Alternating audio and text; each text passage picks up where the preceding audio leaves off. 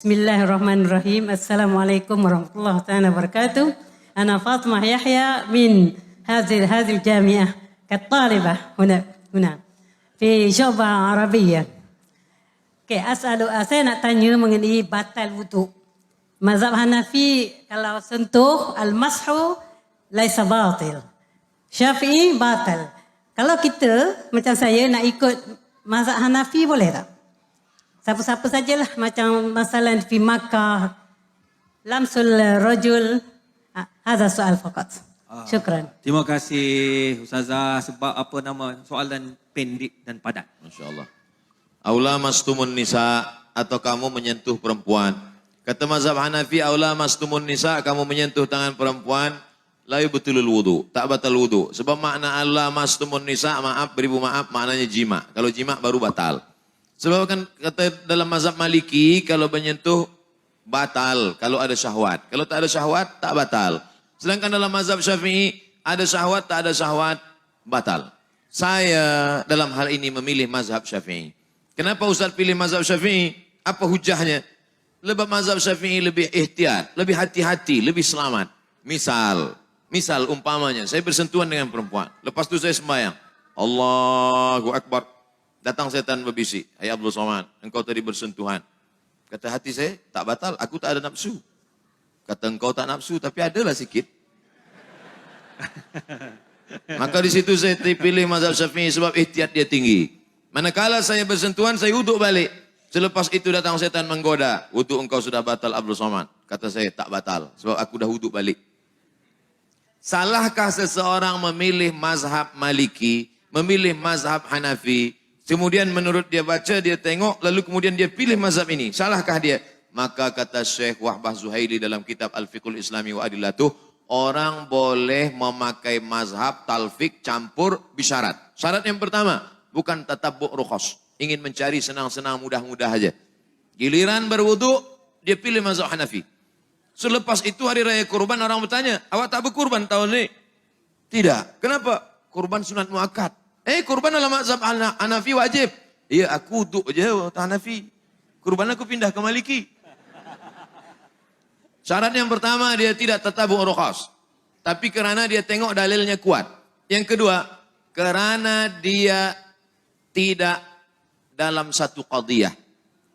Salat dengan wudu, dengan puasa, bukan satu qadiyah. Yang dimaksud dalam satu qadiyah itu, cara berwudunya Syafi'i. Selepas itu membatalkannya, pindah dia ke Maliki atau Hanafi. Maka ini satu qadiyah.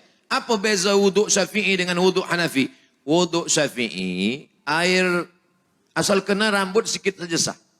Kena rambut sikit saja sah. Sedangkan Hanafi, 1/4 kepala. Dalam mazhab Hanafi, tangan dibasahkan, dimasukkan. Dia pakai hadis yang Nabi memasukkan tangan ke celah surban, dan 1/4 kepala kena. Karena kepala ini dibagi 4. 1, 2, 3, 4. Maka mesti kena 1/4 kepala. Kalau 1/4 kepala tak kena, maka batal. Sedangkan Maliki, cara menyapu kepala, dibasahkan 2 tangan, semua. Dari depan ke belakang, maju lagi ke depan, kena 2 telinga. Cara wuduknya dia pakai Syafi'i. Selepas itu dia pergi jemputan walimah. Selamat ya, barakallahu lakum wa baraka alaikum wa jama'a bainakum fi khair. Kena ujung. Lepas itu dia sembahyang. Orang tanya, kenapa awak tak wuduk balik? Tak batal lah, saya kan tak ada nafsu. Oh tak boleh, sebab cara wuduknya tadi Syafi'i. Kenapa dia melompat kepada Maliki atau Hanafi? Jadi orang yang alim, kalau cukup 3 syarat. Yang pertama, bukan tatabu' rukhas, bukan mencari senang-senang. Yang kedua, bukan dalam satu qadiyah, tapi berbeda qadiyah. Yang ketiga, dia alim dalam bidang fiqh itu, maka dia boleh. Begitu kata Syekh Wahbah Zuhaili, bukan kata Abdul Somad. Wallahu a'lam. Okey, kita ada satu daripada belakang. Pendek ya, jangan panjang-panjang.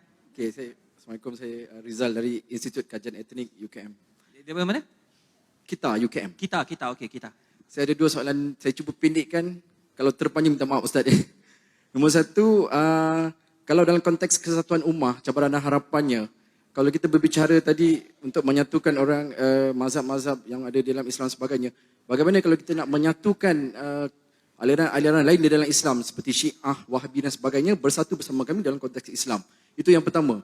Yang kedua, apabila berpindahnya ibu negara Israel ke Jerusalem, adakah itu petanda bahawa laluan untuk Dajjal daripada Isfahan Iran akan terus bersemayam di Jerusalem?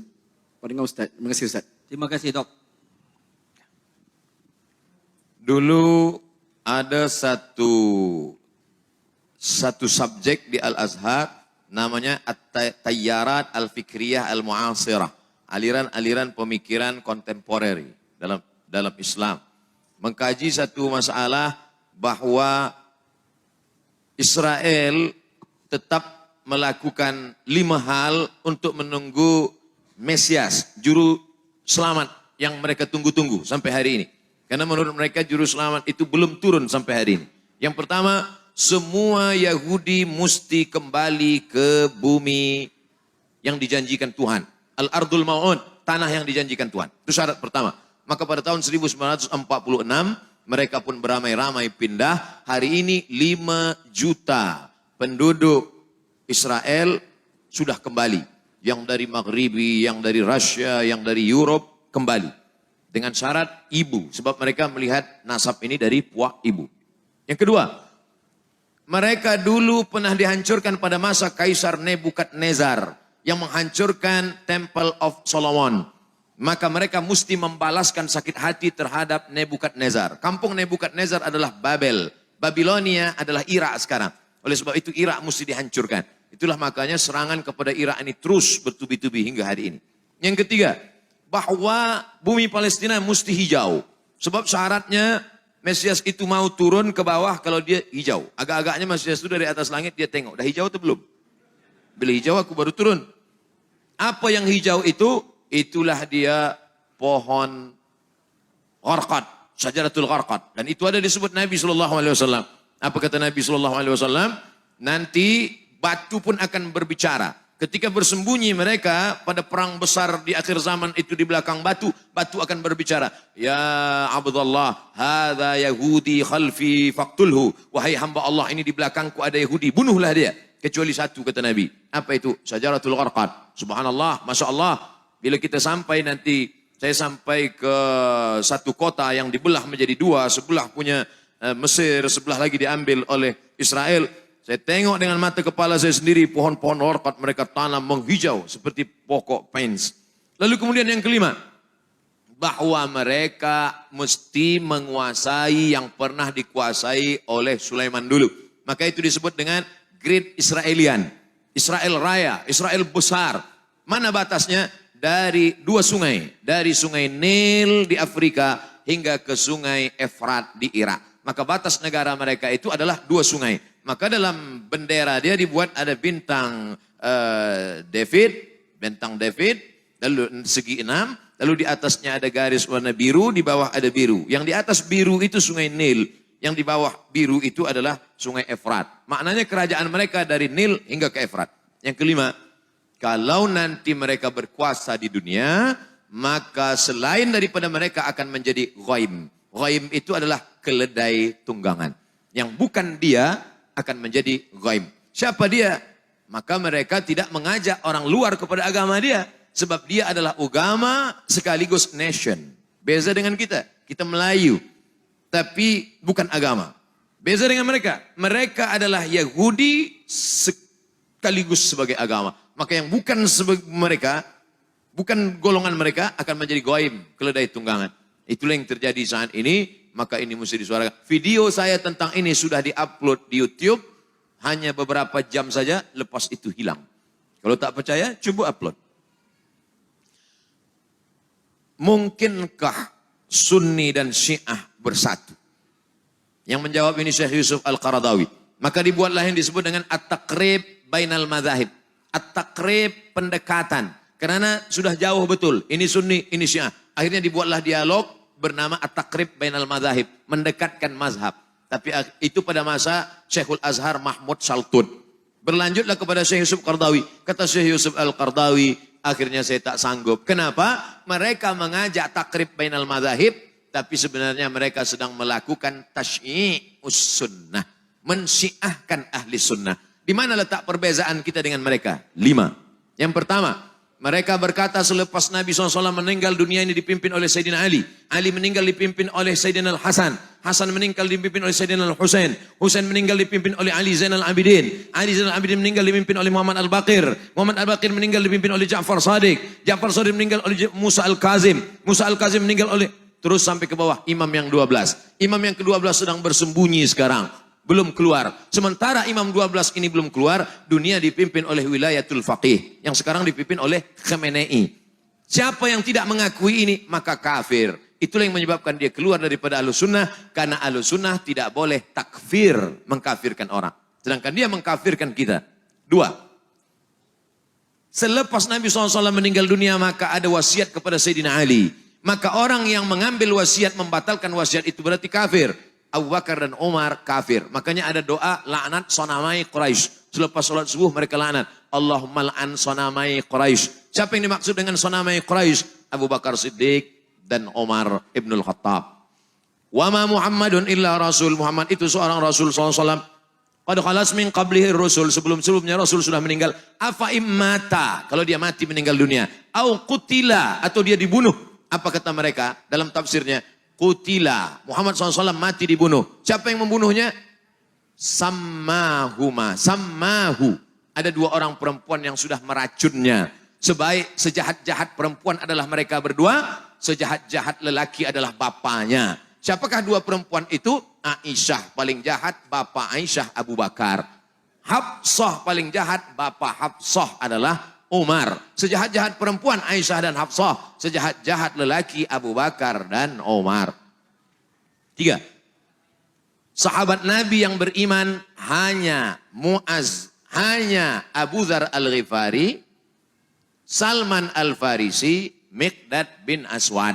Selain daripada itu, sahabat itu kafir murtad. Sedangkan kita Ahlussunnah berkata as-sahabah udul. Abu Bakar Siddiq radhiyallahu an, Umar bin Khattab radhiyallahu an, Ali bin Abi Thalib radhiyallahu an. Sedangkan mereka mengatakan la'natullah alaih. Yang keempat, mereka berkata bahwa ada namanya taqiyah. Kalau kebetulan yang hadir ini ramai adalah Ahlussunnah wal Jamaah, maka ketika dia ditanya, engkau Syiah apa Sunnah? Dia akan berkata, ana Sunni. Sebab yang banyak ini Sunnah. Tapi kalau yang di sini yang datang adalah Syiah, ditanya, awak Sunni apa Syiah? Ana Syi'i. Ini namanya taqiyah. Kalau yang kebetulan datang 50-50, 50 Sunnah, awak apa? Ana Sushi. Sunni Syi'i. Taqiyah. Dalam Islam tak ada taqiyah. Sedangkan mereka mengatakan at-taqiyah minad din. Taqiyah ini minad din. Siapa yang tidak bertaqiyah maka dia tidak beragama. Tidak beragama Syiah maksudnya. Yang kelima, mereka memahamkan ada akidah mereka disebut dengan mut'ah. Hari ini mut'ah luar biasa. Berapa banyak orang terkena penyakit. Seorang dokter medikal di Bandung, dia buat dalam buku, dia tulis buku itu. Dia bercerita bagaimana seorang perempuan yang memakai niqab, memakai cadar, datang tapi dia terkejut. Kenapa terkena, penyakit sipilis. Kenapa terkena sipilis? Rupanya ikut jamaah. Terlalu banyak guna Van Rijk kena virus. Oleh sebab itu maka kita tidak mungkin bertemu. Nah ta'awan fi mattafaqna. Mari kita bersama menjaga persatuan umat pada golongan antara Hanafi dengan Maliki, antara Syafi'i dengan Hambali, antara Ahlussunnah wal Jamaah. Tapi kalau sudah kepada Ahlul Bid'ah, maka dalam hal ini mesti, alhamdulillah, Malaysia merupakan kerajaan yang tegas dalam bidang ini. Saya amat sangat bersyukur kepada Allah. Karena dalam tazkirah saya mengambil fatwa. Saya ambil fatwa dari Selangor. Saya ambil dari fatwa Mufti Johor. Saya ambil. Bila umat bertanya, ini bukan fatwa Abdul Somad. Ini fatwa dari bumi Melayu. Kenapa? Karena umat ini akan dijaga oleh ulama. Kalau ulama diam dalam masalah ini, maka habislah umat akan diterkam oleh serigala-serigala. Maka mesti dijaga oleh ulama. Wallahu a'lam bishawab.